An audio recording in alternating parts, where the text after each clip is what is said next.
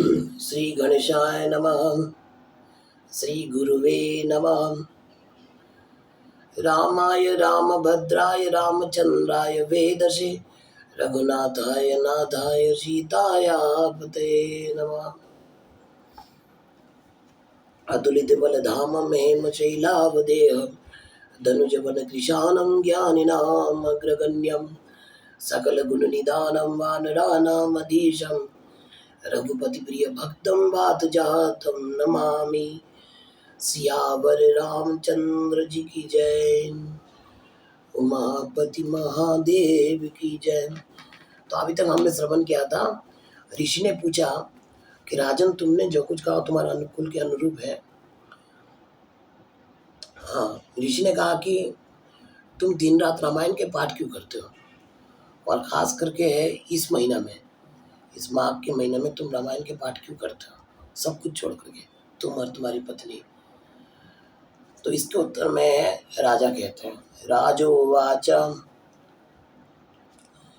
श्रृणुष्व भगवन् सर्वं यत् पृच्छसि वदामि तत् आश्चर्यं यद्धि लोकानाम् आवयश्चरितं मुने। हे भगवान सुनिए, श्रृणुष्व सुनिए,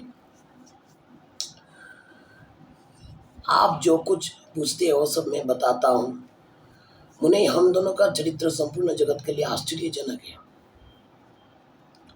अहमाशं पुरा शूद्रं मालतिर्नाम सत्तमं कुमार्ग निरतो नित्यं सर्वलोकाहिते रतः। साधु शिरोमणे, पूर्व जन्म में मैं मालती नामक शूद्र था। क्या कह रहा है कि मैं शूद्र था और सदा कुमार्ग पर ही चलता था। निरत मतलब सदा सर्वदा है ना। सर्वलोका अहिते रतः, और सब लोगों के अहित साधन में मैं तत्पर रहता था। पीशुना धर्म विद्वेषी द्रेव द्रव्यापहारकः महापातकी संसर्गी देव द्रव्योपजीवकः। दूसरों की चुगली खाने वाला, धर्मद्रोही, देवता संबंधी द्रव्य का अपहरण करने वाला, महापातकियों के संसर्ग में रहने वाला मैं दैव संपत्ति से ही जीविका चलाने वाला था। गोग्नश्च ब्रह्मः चौरम नित्यं प्राणिवधे रतः नित्यं निष्ठुरवक्ता च पापी वेश्यापरायणः। गोहत्या, ब्राह्मण हत्या, चोरी करना, ये सब महापाप में आता है। ये सब महापाप करता था, यही अपना धंधा था। मैं सदा दूसरे प्राणियों की हिंसा में ही लगा रहता था। प्रतिदिन दूसरों से कठोर बातें बोलता था, पाप करता और वेश्याओं में रमन करता। किंचित काले स्थितो ही एवं मनाधृत्य मद्वचः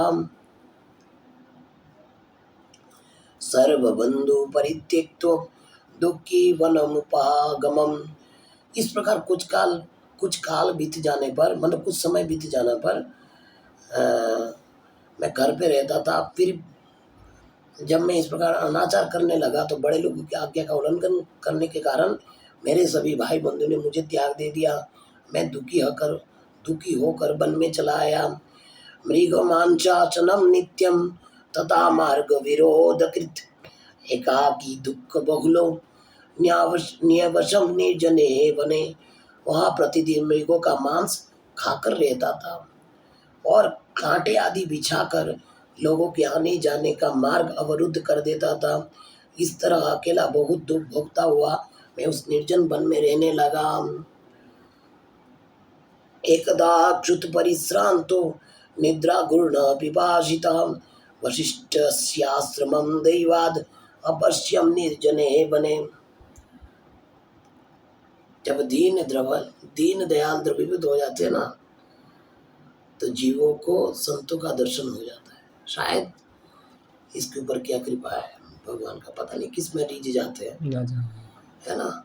आप बताइए, इसके ऊपर रीझ गए, इसलिए उसको एक दिन निर्जन वन में भी उसको बहुत भूख प्यास लगा। एक दिन उसकी बहुत भूख प्यास लगा और थका मदा वो कहाँ चला गया, और निद्रा से झूमता हुआ निर्जन वन में आया। वहाँ दैवी योग से खुद भी कह रहा है दैव एक से मतलब भगवान की प्रेरणा से वशिष्ठ जी के आश्रम पर मेरी दृष्टि पड़ी, है ना। हंस कारंडवा किरणम तत्समीपे महत्सरः पर्यन्ते वन पुष्पौगैश्छादितं तन्मुनीश्वरः। उस आश्रम के निकट एक विशाल सरोवर था जिसमें हंस कारंडव आदि जल पक्षी छा रहे थे। हे मुनीश्वर, वह सरोवर चारों ओर से वन्य पुष्प समूह द्वारा आच्छादित था। अपिबं तत्र पानीयं तत्तटे विगतश्रमः उन्मूल्य वृक्षमूलानि मया शुच्च निवारिता। वहाँ जाकर मैंने पानी पिया, उसके तट पर बैठकर अपनी थकावट दूर की, फिर कुछ वृक्षों की जड़ें उखाड़ कर उनके द्वारा अपनी भूख बुझाई। वशिष्ठस्याश्रमे तत्र निवासं कृतवान् अहं शीर्णस्फटिकसन्धानं तत्र चाहं कारिशं। वशिष्ठ के उस आश्रम के पास ही मैंने निवास स्थान बनाया, उसमें मैं रहने लगा। देखिए, है ना। और टूटी फूटी स्फटिक शिलाओं को जोड़ करके मैंने वहाँ दीवार खड़ी की। और पर्ण स्त्रीणश्च काष्ठश्च गृहं सम्यक् प्रकल्पितं तत्राहं व्यादशत्वस्तु हत्वा बहुविधान् मृगान् आजीविकां च कुर्वाणं वत्सराणां च विंशतिम्। फिर पत्तों, तिनकों और काष्ठों द्वारा एक सुंदर घर बना लिया। उसी घर में रहकर मैं व्याधों की वृत्ति का आश्रय ले नाना प्रकार के मृगों को मारकर उन्हीं के द्वारा 20 वर्ष तक अपनी जीविका चलाता रहा। मतलब पाप तो कर रहा है लगातार, पता नहीं कब दृष्टि पड़ जाए किसके ऊपर। ये तो कृपा की ना होती आदत तुम्हारी तो सुनी रहती अदालत तुम्हारी। आगे, अतेयम आगता साध्वी विंध्य देश समुद्भवा निषादकुल संभूता नामना कालीति विश्रुता बंधुवर्गै परित्यक्ता दुःखिता जीर्ण विग्रह। तदनंतर मेरी ये साध्वी पत्नी वहाँ मेरे पास आई। मतलब इस जन्म में साध्वी पत्नी है, पूर्व जन्म में इसका नाम काली था। और काली निषाद कुल की कन्या थी और विंध्य प्रदेश में उत्पन्न हुई है। उसके भाई बंधुओं ने उसे त्याग दे दिया। क्यों? वो दुख से पीड़ित थी, उसका शरीर वृद्ध हो चला था। ब्रह्मन क्षुत्रिट परिश्रांत शोचंती भोक्ति किम क्रियाम दैव योगात् समायाता भ्रमंती विजने वने। ब्राह्मण वो भूख प्यास से शिथिल हो गई थी और इस सोच में पड़ी थी कि भोजन का कार्य कैसे चलेगा। दैव योग से घूमती घामती वो उसी निर्जन वन में आ पहुंची जिसमें मैं रहता था। अब देखिए, मासे ग्रीष्मे च तापार्ता ही अंतस्ताप प्रपीड़िता इमाम दुःखवतीं दृष्ट्वा जाता में विपुला घृणा। जय गुरुदेव। गर्मी का महीना था, बाहर इसे धूप सता रही थी, भीतर मानसिक संताप अत्यंत पीड़ा दे रहा था। इस दुखिनी नारी को देखकर मेरे मन में बड़ी दया आई। जय गुरुदेव। मया दत्तं जलं चास्यै मांचम वनफलं तथा गतश्रमा तुषा पृष्ठा मया ब्रह्मण्यथा तथम। मैंने इसे पीने के लिए जल तथा खाने के लिए मांस दिया और जंगली फल मूल भी दिए। ब्राह्मण काली जब विश्राम कर चुकी तब मैंने उससे उसका यथावत वृत्तांत पूछा। निवेदयत स्वकर्माणि तानि शृणु महामुने यम काली तु नाम्ना वै निषाद कुल संभवा। महामुने, मैंने पूछने पर उसने जो अपने जन्म कर्म निवेदन किए उसे मैं बता तो आप सुनिए। उसका नाम काली था और निषाद कुल की कन्या थी। पहले भी बताया, अभी दोबारा बता रहे। धाम्बिकस्य श्रुता विद्वन् निवसत विंध्य पर्वते परस्वहारिणी नित्यम सदा पश्चिन्न वादिनी। विद्वान, उसके पिता का नाम धाम्बिक था। वह उसकी पुत्री थी, विंध्य पर्वत पर निवास करती थी। सदा दूसरों का धन चुराना, चुगली खाना ही उसका काम था। चुगलखोर जो होते ना, महापापी होते।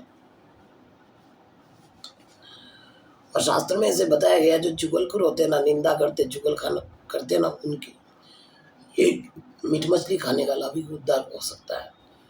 कोई गंदा से गंदा क्रिया करे उसका भी उद्धार हो सकता है, लेकिन निंदा करना और चुगली करना, ये देखो ये करता है, ये देखो वो करता है, ये देखो इधर से उधर जाके चुगली करना, ऐसे व्यक्ति को डराना बहुत कठिन काम है। तो ये काली जो थी ना, चुगली खाना ही उसका काम था, मतलब चुगलखोर करना ये काम था। देखिए रामायण कितनी कृपालु है। राम बंधु वर्गै परित्यक्त्वा परित्यक्ता ये तो हतवती पतिम कांतारे विजने बने मत समीप मुका उपागता। एक दिन उसने अपने पति की ही हत्या कर डाली, इसलिए भाई बंधु ने उसे घर से निकाल दिया। इसी तरह परित्यक्ता काली उस दुर्गम एवं निर्जन वन में मेरे पास आ गई। अच्छा, उसने अपने पति की हत्या क्यों करी? ये दोष उसके अंदर क्यों आया? हत्या जैसा कार्य उसके अंदर ये क्यों आया? क्योंकि चुगलखोर होते हैं ना, वो चुगली तब भी करते हैं जब दूसरे के दोष को देखते हैं। पता है इसने ये कर दिया, पता है इसने वो कर दिया, पता है इसने वो कर दिया। इससे क्या होता है ना, हम जब दूसरों के दोषों के चिंतन करते हैं ना, तो दोष हमारे अंदर आ जाता है ना। और गुणों के भी चिंतन करते तो गुण भी हमारे अंदर आ जाता है। इसीलिए भागवत में कहा गया, तेजो अन्यस्य दोष गुण कीर्तनम। ये कौन सी बात है भाई? गुण भी चिंतन नहीं करे? बोले नहीं, क्योंकि भगवत गीता में भगवान को बोलते हैं, क्या बोलते हैं,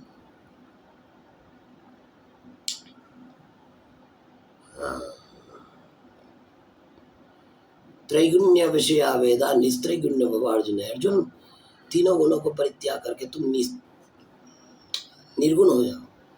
इसका मतलब होता है मेटीरियल जो गुण होता है ना, अभी दिखता है वो गुण है, लेकिन वो कुछ दिन बाद में परिवर्तन दोष में हो जाता है। अगर आपके अंदर दैवीय गुण नहीं है, दिव्य गुणों का अनुसरण करना चाहिए। मेटीरियल गुण क्या है? मेटीरियल गुण होता है ये काम बढ़िया से कर दिया उसने, ये बढ़िया से वो कर दिया, ये उस देखो कितने सफाई से काम कर रहा है, ये मेटीरियल गुण है ना। उसका चिंतन नहीं। उसके अंदर अगर कोई दैवीय गुण है, व्यवहार कुशल भजन साधन, उसका अनुसरण करते हैं। उसी बात को गोस्वामी जी ने कहा, संत हंस गुण गहाई पाए परिहरि भारी विकार। संत लोग उस दिव्य गुण को, दिव्य गुण का जो उसके हर किसी के अंदर दिव्य गुण रहता है, उसको ग्रहण करते हैं। कुछ ना कुछ तो दिव्य गुण रहता है, क्योंकि है तो भगवान का अंश है ना, ईश्वर का अंश जीव विनाशी। तो ये कह रहे तो इत्येवं स्वकृतं कर्म सर्वं मह्यं निवेदयत्। वसिष्ठस्याश्रमे पुण्ये अहं चेयं च वै मुने। दंपति भावमाश्रित्य स्थितो मांसाचिनो तदा। उसने अपनी सारी करतूतें मुझे इसी रूप में बताई थी। मुने, तब वशिष्ठ जी के उस पवित्र आश्रम के निकट मैं और काली दोनों पति पत्नी का संबंध स्वीकार करके रहने लगे और मांसाहार से जीवन निर्वाह करने लगे। ये बढ़िया बात किया, ये पुण्य इनसे बन गया। क्या? पति पत्नी के जैसे संबंध बना है ना। ये बढ़िया बात किया। ये नहीं कि ऐसे ही रहे। और एक पत्नी व्रत जो रहता है उसे ही हो जाता है ना। उद्यमार्थे गतो चैव वसिष्ठस्याश्रमं तदा दृष्ट्वा चैव समाजं च देवर्षीणां च सत्तम। रामायण परा विप्रा मागे दृष्टा दिने दिने। इसी प्रकार एक दिन हम दोनों ने जीविका के निमित्त कुछ उद्यम करने के लिए वहाँ वशिष्ठ जी के आश्रम पर गए। वहाँ देवर्षि का समाज जुटा हुआ था, या वही देखकर हम लोग उधर गए थे। वहाँ माघ मास में प्रतिदिन ब्राह्मण लोग रामायण का पाठ करते दिखाई देते थे। निराहारौ च विक्रांतौ क्षुत पिपाशा प्रपीडितौ अनिच्छया गतो तत्र वसिष्ठस्य आश्रमं प्रति। रामायण कथां श्रोतुं नभन्ना चैव भक्तितः तत्काल एव पंचत्वम आवयोर अभवन मुने। उस समय हम लोग निराहार थे, पुरुषार्थ करने में समर्थ होकर भी भूख प्यास से कष्ट पा रहे थे, अतः बिना इच्छा के वशिष्ठ जी के आश्रम पर चले गए थे। फिर लगातार 9 दिनों तक भक्ति पूर्वक रामायण की कथा सुनने के लिए हम दोनों वहाँ जाते रहे। मुने, उसी समय हम दोनों की मृत्यु हो गई। कर्मणाते वो दुष्टात्मा भगवान मधुसूदन हम सोदुतान प्रेषयामास मदाहरण कारणात्। हमारे उस कर्म से भगवान मधुसूदन प्रसन्न हो गए, और तो उन्होंने हमें ले जाने के लिए अपने दूध भेज दिए। इसलिए संतों के संग लागे रे तेरी बिगड़े बनेगी। सुना था ये भजन? संतों के संग लाग रे तेरी बिगड़ी बनेगी। संतों के संग लग जाओ भाई, आपकी जो बिगड़ी है ना वो बन जाएगी। बिगड़ी बनेगी तेरी बिगड़ी बनेगी। आगे वाला लाइन भूल गए, बहुत सुंदर भजन है। संतों के संग लाग रे, देखो इनकी बिगड़ी बन गई, ये संतों के पास गए ना, बिगड़ी बन गई इनके ना। कहाँ पापी थे महापापी, कहाँ भगवान के धाम पे चले गए। आरोप्य माम विमाने तु जगमुस्ते च परम पदम आवाम समीपमापन्नो देव देवस्य चक्रिणाम। ये दो धाम दोनों को विमान में बिठाकर भगवान के परम पद उत्तम धाम में ले गए। हम दोनों देवादिदेव चक्रवाणी के निकट जा पहुँचे। यहाँ जिस परम पद से लौटने का वर्णन और ब्रह्मलोक से भिन्न भिन्न कोई उत्तम लोक था, जहाँ भगवान मधुसूदन के सानिध्य श्री राम के दर्शन सुख का अनुभव होता था, इसे साक्षात वैकुंठ या साकेत नहीं मानना चाहिए, क्योंकि वहाँ से पुनरावृत्ति नहीं होते। अनिच्छा से कथा श्रवण करने के कारण उन्हें पुनरावर्ती लोक नहीं मिला था। अनिच्छा से श्रवण किया था ना, इसलिए वो लोग नहीं मिला। ये मतलब इस ब्रह्मांड में कोई एक जगह में उनको रख रहे हैं, वहाँ से पुनरावृत्ति नहीं होती, और होती है तो भगवान की कृपा से, है ना। लेकिन महाराज ने कहा ऐसा नहीं है, कोई वैकुंठ और साकेत से भी आ सकता है। कैसे? अगर भगवान ने कहा, भगवान की इच्छा है कि जाओ, है ना, तो दोनों ही बात सत्य है ना। जैसे प्रभुपाद जी जैसे महापुरुष, ये तो कोई इस दुनिया के थोड़ी ना है, तो उस दुनिया से आए हुए हैं, तो भगवान की इच्छा से ही तो आते हैं ना। भुक्तवन्तो महाभोगान् यावत् कालं श्रीनुष्व में योगकोटि सहस्राणि योगकोटि शतानि च उषित्वा राम भवने ब्रह्मलोकम् उपागतौ तावत् कालं च तत्रापि स्थित्वा इंद्रपदमागतौ। वहाँ हमने जितने समय तक बड़े बड़े भोग भोगे, वो सुनिए, वो भी बताते आपको। सुनिए, कोटि सहस्र कोटि शत युग तक श्री राम धाम में निवास करके हम लोग ब्रह्मलोक में आए। वहाँ भी उतने ही समय तक रहकर हम लोग इंद्रलोक में आ गए। तत्रापि तावत् कालं च भुक्त्वा भोगान् उत्तमान् तथा पृथिव्यं वयं प्राप्ता क्रमेण मुनिषत्तमः। समाप्त कर देते ये पाठ, है ना। मुनि श्रेष्ठ इंद्रलोक में भी उतने ही काल तक परम उत्तम भोग भोगने के पश्चात हम क्रमशः इस पृथ्वी पर आ गए। अत्रापि संपद तुला रामायण प्रसादतः अनिच्छया कृतेनापि प्राप्तम एवं विदम मुने। यहाँ भी रामायण के प्रसाद से हमें अतुल संपत्ति प्राप्त हुई है। उन्हें अनिच्छा से रामायण का श्रवण करने पर भी हमें ऐसा फल प्राप्त हुआ। नवान्ना किल श्रोतव्यम रामायण कथामृतम भक्ति भावेन धर्मात्मन जन्म मृत्यु जरापहम। हे धर्मात्मन, यदि कोई इच्छा से 9 दिन तक भक्ति भाव से रामायण के अमृतमयी कथा सुन लेगा, तो जन्म जरा आदि मृत्यु आदि का भय उसका समाप्त हो जाएगा, है ना। अवश्येनापि यत्कर्म कृतं तु सुमहत्फलम् ददाति श्रीनु विप्रेन्द्र रामायण प्रसादतः। सुनिए, विवश होकर जो कर्म किया जाता है वह रामायण के प्रसाद से परम महान फल प्रदान करता है। नारद उवाच एतत् सर्वं निशम्याशो विवाण्डको मुनीश्वरः अभिनन्द्य महीपालं प्रययौ स्वतपोवनम। नारद जी कहते ये सब सुनकर मुनीश्वर विवाण्डक राजा सुमति का अभिनंदन करके अपने तपोवन को चले गए।